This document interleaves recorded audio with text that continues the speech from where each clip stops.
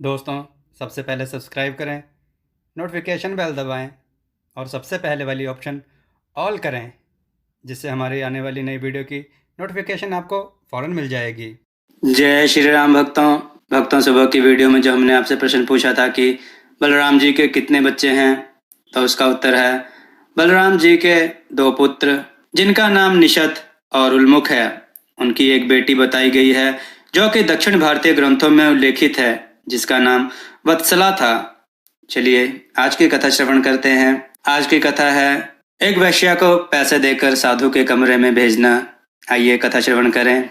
बहुत समय पहले, समय बीतने पर एक बौड़िया नामक साधुओं का संप्रदाय पनपा।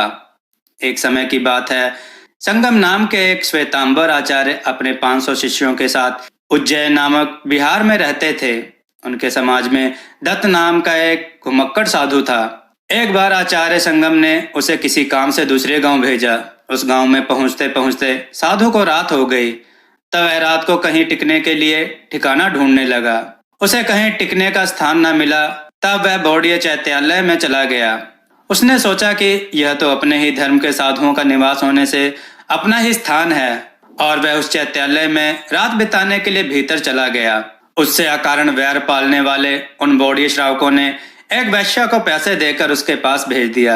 उस वैश्या को उसके कक्ष में भेजकर उन्होंने बाहर से ताला लगा दिया। एक पहर रात बीती तो वैश्या उस साधु को हैरान करने लगी। दत्त साधु धैर्यशाली था। वह उसकी चेष्टाओं के आगे स्थिर बना रहा। उसकी निष्कंपता से वह वैश्या भी प्रभावित हुई।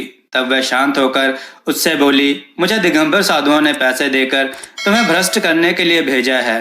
दत्त ने कहा, अच्छी बात है, तुमको पैसे से मतलब था, अब तुम एक और सो जा।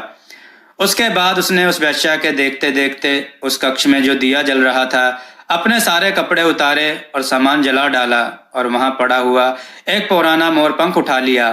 प्रातः होने पर दिगंबर श्रावकों ने लोगों की भीड़ इकट्ठी करके कहा, देखो लोगों, यह एक श्वेतपट साधु मंदिर के भीतर वैश्या के साथ सो रहा है।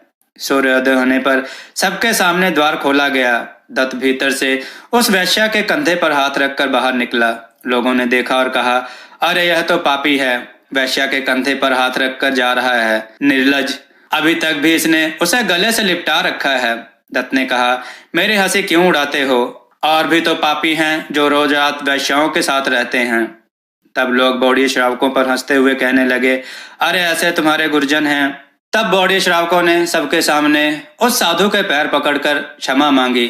साधु ने हंसकर उसे क्षमा कर दिया और आगे से ऐसा कभी ना करने को कहा।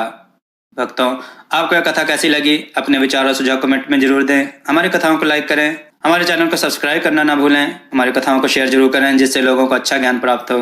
जय श्री राम भक्तों।